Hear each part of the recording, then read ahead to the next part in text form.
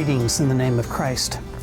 My name is Greg Garris. I'm one of the pastors here at St. Philip Presbyterian Church in Hurst, Texas. The Gospel of John is not an easy account of Jesus' life to understand. From the very beginning of the Gospel, we find that it's not like the other Gospels. The very first words give us the clue.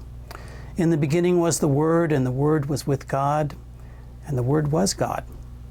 So as you might imagine, biblical scholars through the centuries have been trying to figure out, in fact, wrestling with what this gospel writer was trying to say. The passage that I wrestle with this week, the one that I'm preaching on, comes in the 6th chapter of John's Gospel. It's verses 24 through 35. We find in these verses a kind of interpretation of the feeding of the thousands, which took place before this passage. Remember, in that story, the crowd was fed by 5 barley loaves and 2 fish. With just a little, the people were satisfied. But now in this passage, we find that the crowd that was fed has now followed Jesus, wanting more bread.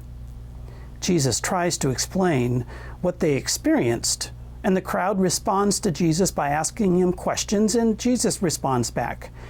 But we get the impression that the crowd doesn't quite understand what Jesus is saying.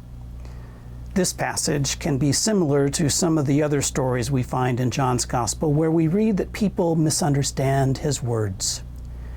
One of the stories is about Nicodemus in chapter 3, and the whole discussion about being born from above or being born again.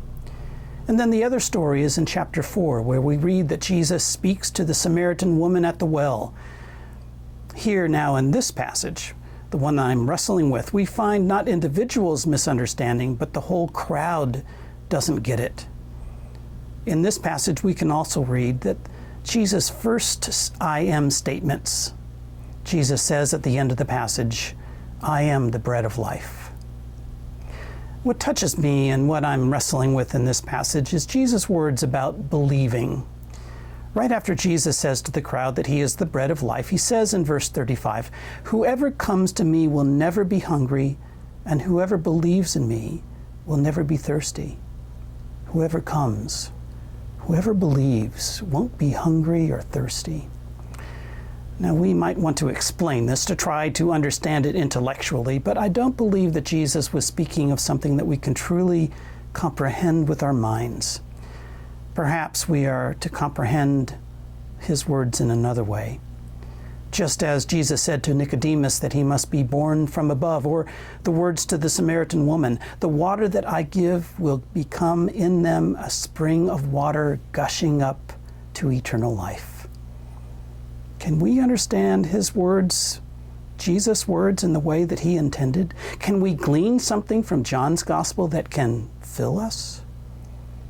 Come and hear how this passage has pinned me down and how the word proclaimed can fill us on this Sunday.